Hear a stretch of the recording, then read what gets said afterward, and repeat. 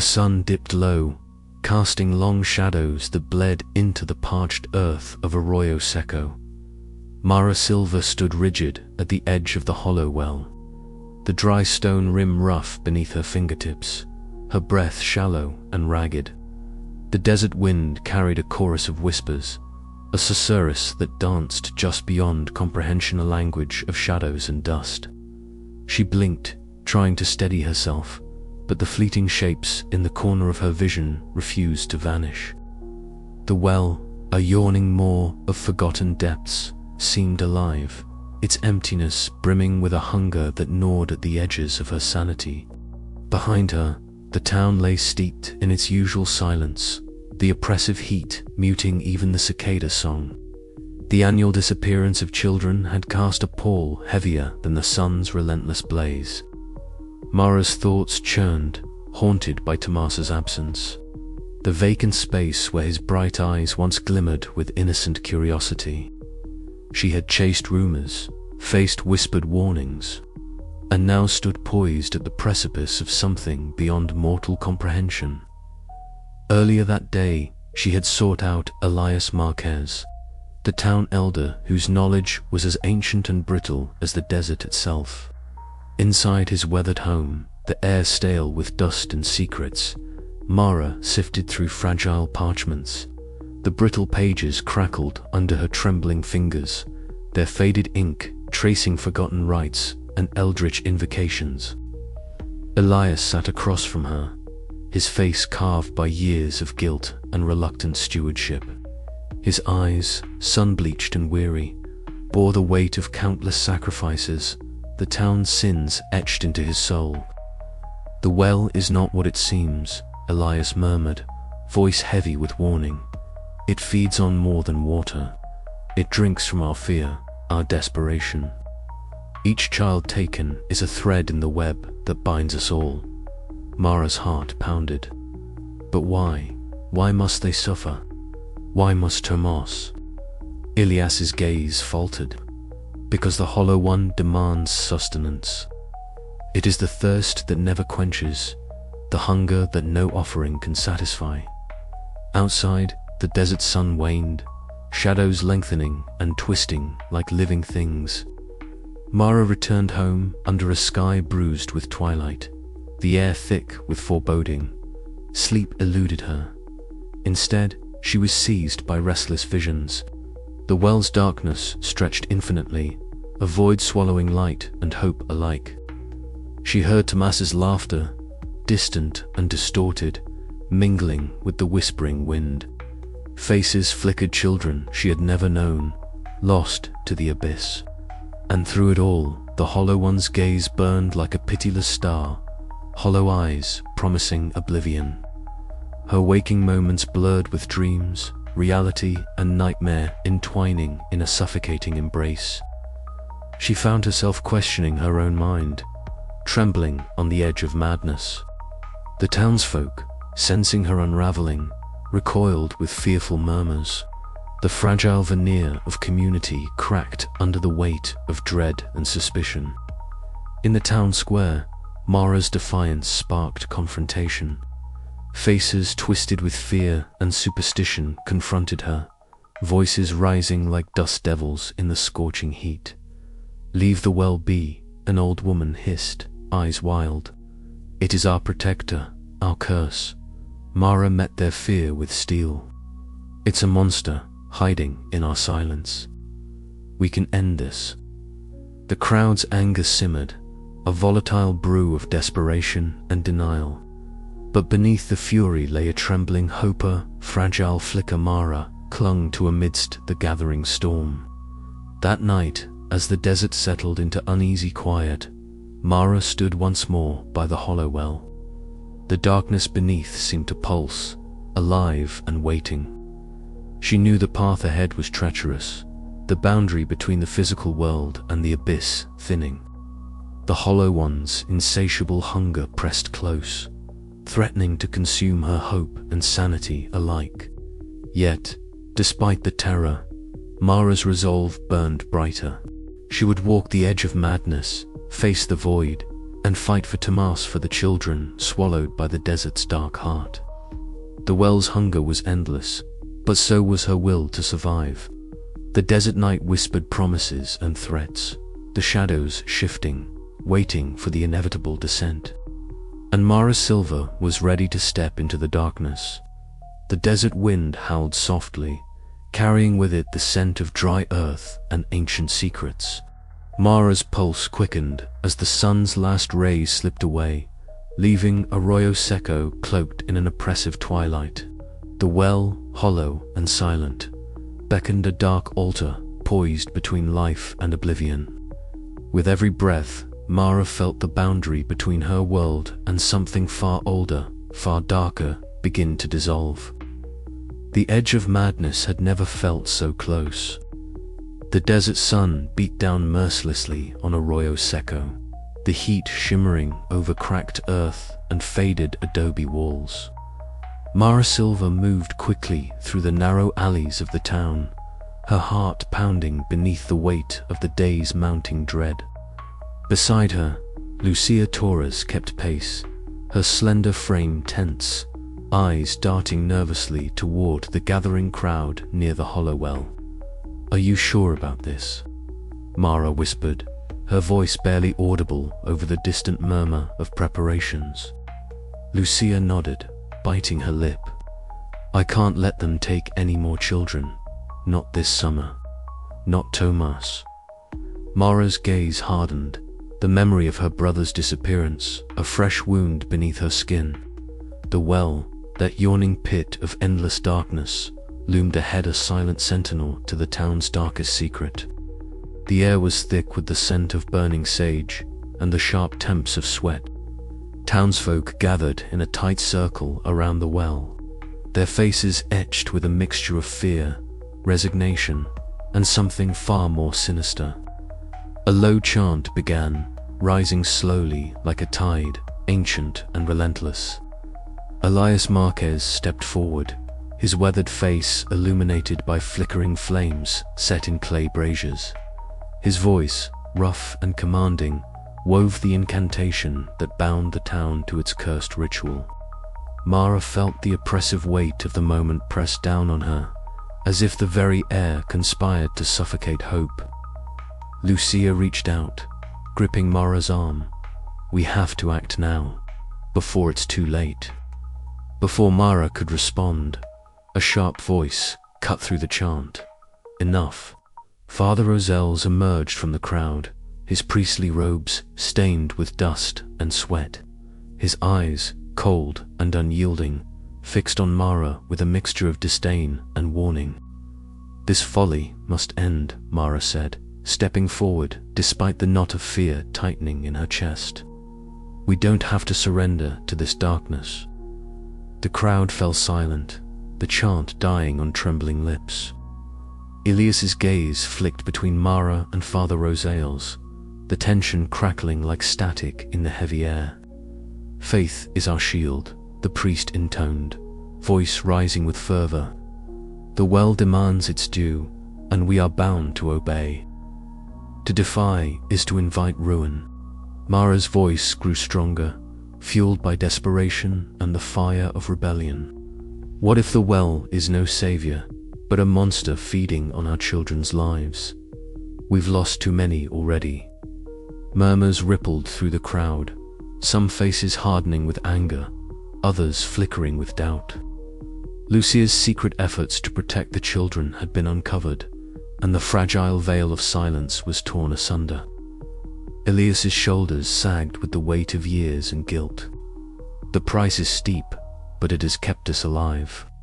Alive, Mara's voice cracked with bitter irony, or trapped in fear and death. A sudden gust swept through the circle, the desert wind carrying faint whispers that seemed to rise from the well's dark mouth. Mara's eyes locked onto the abyss, where shadows danced and shifted like living things. The voices of vanished children echoed faintly, a haunting lament that stirred something deep within her. "That hunger won't be sated by sacrifice alone," Mara whispered, more to herself than anyone else. but it can be challenged. The crowd's chant faltered, a flicker of defiance sparking amidst the suffocating dread. Mara knew the path forward was perilous rebellion against ancient faith and relentless darkness. Yet within the crushing heat and shadowed gaze of the well, she felt a fragile hope stir, a chance to break the cycle that had claimed so many. As the sun dipped lower, casting long shadows over Arroyo Seco, Mara stood firm. The well's dark hunger remained, but so did her resolve. The children of the Hollow Well had not been forgotten, and neither would she be. The ritual's final moments neared, the town holding its breath. Somewhere in the depths of the well, the Hollow One waited, its endless thirst unquenched. But Mara was no longer just a frightened sister. She was a flicker of light in the darkness, ready to fight for the souls swallowed by the abyss. The chant rose again, louder, more desperate, as the circle tightened. Mara's eyes never left the well's gaping mouth. Whatever came next, the story of Arroyo Seco was being rewritten. The first words were hers. And just as the shadows began to swallow the last light of day, a sudden, chilling silence fell. The well seemed to breathe, alive with hungry darkness, as Mara stepped forward into the unknown. The air inside the small church of Arroyo Seco was thick with a mingled scent of burnt incense and dry desert dust, settling over every worn wooden pew and cracked stone surface. Mara Silva stepped cautiously beneath the low beams, feeling the oppressive weight of the place bearing down on her. The church was a refuge of sorts for many in the town, a place where faith intertwined dangerously with the dark worship of the Hollow Well at the town's heart. At the altar, Father Roselles stood clad in his faded robes, the gaunt lines of his face hidden beneath the shadow of his clerical hat. His voice was low but firm as he preached submission, weaving Christian prayers with veiled homage to the well's insatiable hunger. "We must accept the will of the well," he intoned, "for through sacrifice we preserve our lives beneath this relentless sun." Mara's eyes narrowed. She had heard these words too often, their hollow comfort ringing false in her ears. The well did not preserve life, it devoured it, year after year, child after child. And the church, with its pious veneer, was complicit. When the service ended, Mara lingered in the dim shadows until Father Rosales was alone. Then she stepped forward, her voice sharp and unyielding. "How can you stand there preaching salvation while children vanish into that cursed well?" Father Rosales turned slowly, his eyes dark and unreadable. "Faith, Mara. Without faith, there is only despair. The well demands sacrifice. It is God's will, manifested in this place. God's will." Mara's voice rose, echoing off the cracked walls. "You use his name to justify murder, to keep us all trapped in this nightmare." The priest's gaze hardened. "You speak as if you understand, but you do not. The rituals, the sacrifices, they are the only shield we have against the desert's cruelty. The well is our covenant. To defy it is to invite oblivion." Mara's fists clenched. The church was not a beacon of hope, it was an institution of control, perpetuating the cycle of horror. "Then you are no different from the rest," she spat. "All of you, bound by fear and tradition, feeding the Hollow One's hunger." The tension thickened, the silence between them laden with accusation and unspoken truths. Finally, Father Roselles lowered his eyes and said quietly, "Be careful, Mara. There are forces in this town stronger than your will." Leaving the church, Mara's heart pounded, her anger burning but tempered by the weight of isolation she now fully embraced. The town's institutions were fortified against change, and she stood alone against a tide of fear and faith. That evening, Mara sought out Elias Marquez. The town elder's home was a clutter of ancient tomes and dusty relics, the flickering light of an oil lamp casting dancing shadows across his worn face. Elias listened as Mara recounted her confrontation. He sighed heavily, the lines of guilt etched deep. "You were right to challenge him. The church has long been an enforcer of the old ways, but rebellion comes with a price." Elias spread an aged manuscript on the table. "This tells the true story of the Well's curse, a darkness born from desperation and blood sacrifice. I have kept it hidden, fearing what knowledge might bring. But you must know, the Hollow One feeds not just on children, but on our collective despair and blind faith." Mara's fingers trembled as she traced the faded script.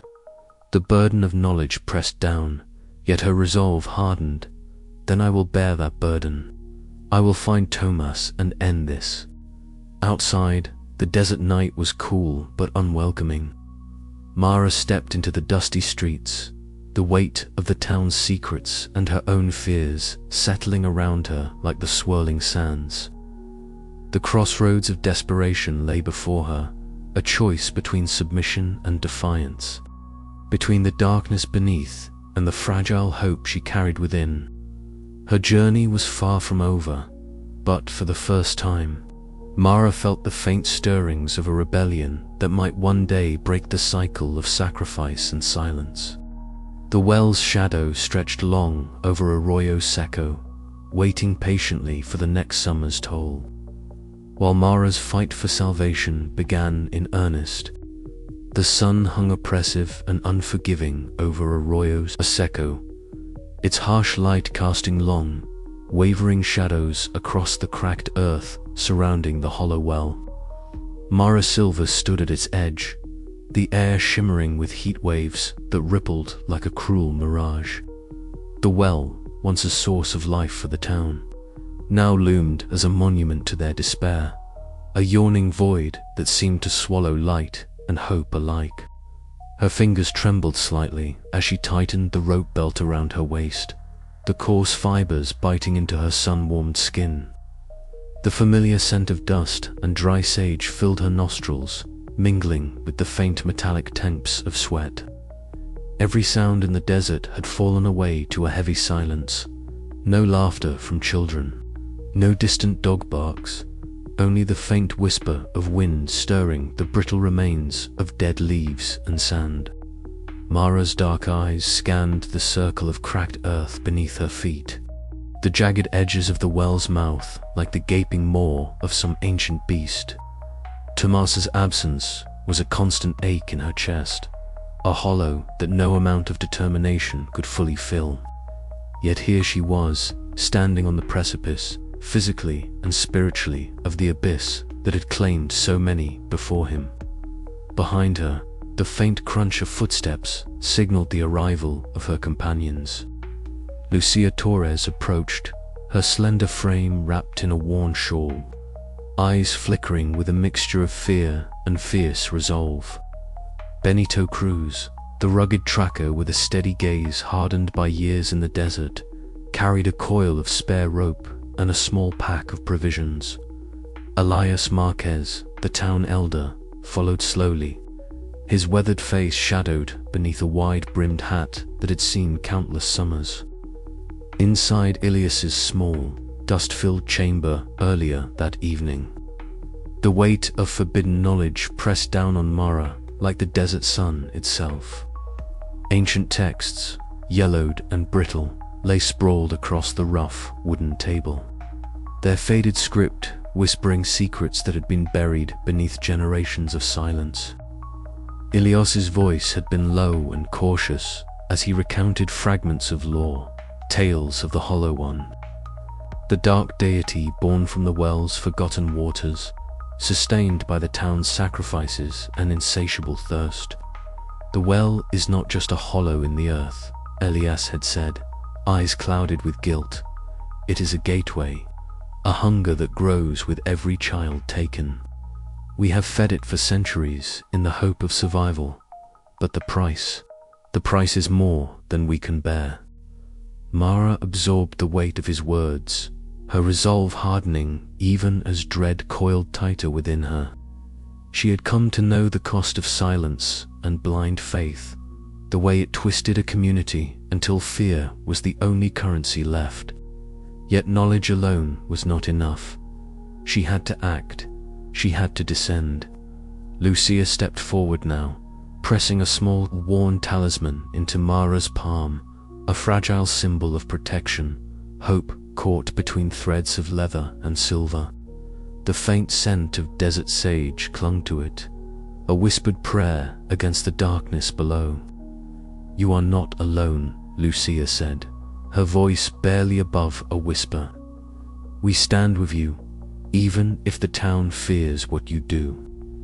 Benito's steady gaze met Mara's, silently offering the strength of a tracker who knew the desert's cruel secrets and the unforgiving nature of shadows. With a final, steadying breath, Mara anchored the rope to a sturdy, sun-baked post and began her descent. The first few feet were lit by the dying glow of the evening sky. But as she lowered herself deeper into the well, the light surrendered to an all-encompassing blackness. The walls closed in, cold and damp, their rough texture scraping against her arms as the howl of the desert faded into a suffocating silence. Her ears strained for sound, the drip of water, the faint rustle of unseen movement, but there was only the echo of her own breaths and the scrape of rope against stone. The air grew thick, heavy with an ancient hunger that seemed to draw the moisture from her lungs and the hope from her heart. Visions flickered at the edges of her sight, shadowy figures of children lost to the abyss. The endless thirst of the desert made flesh in the form of the Hollow One, its formless shadow shifting and writhing in the void. Mara clenched her jaw, fighting the creeping madness that sought to claim her mind as surely as the well had claimed her brother. Each footstep downward was a battle, not just against the physical challenge of the descent, but against the darkness that whispered lies and promises of oblivion. She gripped the rope tighter, her muscles burning, mind racing through memories of Tomas's laughter and the desperate hope that had driven her here. The town above was a distant memory now, swallowed by the oppressive silence and the endless black. Mara's journey into the abyss had begun, a descent not only into the physical depths of the well, but into the heart of the curse itself. The embodiment of thirst, sacrifice, and blind faith awaited her below, and with every inch she lowered herself, the line between reality and nightmare blurred further. The desert sun faded completely, the cool night air never reaching this deep. Mara's movement slowed as the rope's end approached. The unknown stretched before her like an endless void, a silent challenge and a cruel promise. She would face the Hollow One. She would confront the darkness that had haunted Arroyo Seco for generations. And she would fight, not just for Tomas, but for the fragile hope of breaking the cycle that had bound her town in suffocating dread. But as the blackness closed around her, Mara could not shake the question that clawed at her mind. Was she descending into salvation or into a tomb from which no one ever returned? The rope creaked softly beneath her weight, the last vestige of light slipping away, and Mara Silva stepped fully into the abyss. The silence was absolute. Then the darkness seemed to pulse, alive, hungry, waiting, and Mara listened, ready to meet the horror that awaited. The entrance to the well yawned before Mara like the mouth of some ancient beast, cracked stones crumbling at her feet as the desert's relentless sun finally gave way to a cavernous darkness. The air shifted instantly, the scorching heat replaced by a biting chill that clawed at her skin. A phantom thirst gnawing deeper than any physical dryness she had ever known. She hesitated only a moment before stepping over the threshold, the scent of damp earth mixed with decay pressing against her senses. as if the well itself exhaled a breath of forgotten despair. Her footsteps echoed hollowly in the cavern below, swallowed quickly by the enveloping shadows. The walls, jagged, slick, with unseen moisture, seemed to pulse faintly, as though the very rock throbbed with the heartbeats of the abyss. Mara's breath came in short gasps, the air thick and heavy, each inhale tasting like dust and rusted iron.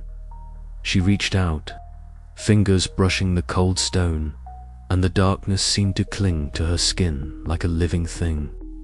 As she ventured deeper, the geometry of the well betrayed her senses.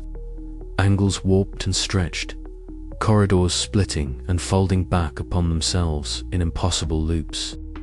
The air grew dense with whispers, faint at first, like the sighing desert wind, then swelling into a chorus of murmurs, each thread weaving into a tapestry of sorrow and hunger. The voices spoke in forgotten tongues, ancient prayers of sacrifice and despair that clawed at Mara's mind. A sudden flicker of movement caught her eye, a shadow darting just beyond sight, and her heart slammed against her ribs. She called out softly, "Tomas." The silence answered with a hollow, mocking echo. The darkness seemed to press closer, an entity breathing with insatiable thirst, its presence a suffocating weight that threatened to crush her spirit. Visions surged unbidden. She saw Tomas's wide, innocent eyes reflected in the obsidian depths, twisted by fear and desperation. Memories of the town's rituals flickered like dying embers, faces twisted in trance, hands raised in solemn offering, the silent acceptance of a terrible fate. The Hollow One's eyes, infinite pits of darkness, shimmered at the edge of her vision, beckoning and threatening all at once. Mara's hands trembled as the hallucinations turned venomous, whispers turning to screams, shadows stretching into grotesque shapes that lunged and recoiled. Her mind teetered on the edge of collapse, the abyss promising oblivion with every step. Yet beneath the terror, a fierce flame burned, a stubborn, desperate hope that she clung to with every ounce of will. She forced herself onward, voice cracking but resolute. "Tomas, I'm coming. Hold on." The sound of her own words steadied her, a fragile lifeline in the consuming void. The well's hunger pulsed around her, an unyielding tide of thirst and sacrifice. But Mara's determination flared brighter than the darkness. With each step she took, the abyss whispered secrets of despair and ancient power. But Mara pressed deeper, the boundary between reality and nightmare blurring, until the dreadful presence of the Hollow One became undeniable. It was no longer a distant shadow, but a suffocating storm, a being born of the desert's unquenchable thirst and the town's sacrificial blood. In the heart of the abyss, Mara knew the fight for Tomas's life and her own sanity was just beginning. The well was not merely a pit of forgotten water and broken hope. It was a living maw that demanded the ultimate price, and she was ready to pay it, no matter the cost. The darkness seemed to pulse in anticipation, as if the abyss itself held its breath, waiting for the next move. Mara's eyes, sharp and unyielding, pierced the void, a beacon of defiance against the endless hunger that sought to claim her. "I'm not afraid," she whispered, though the truth was a tangled knot of fear and courage. "And I will find you, Tomas." The shadows shifted once more, the abyss responding, a silent challenge cast in darkness. As Mara stepped forward into the unknown, the first tremors of the coming battle echoing through the void beneath Arroyo. Seco, her journey into the abyss was far from over.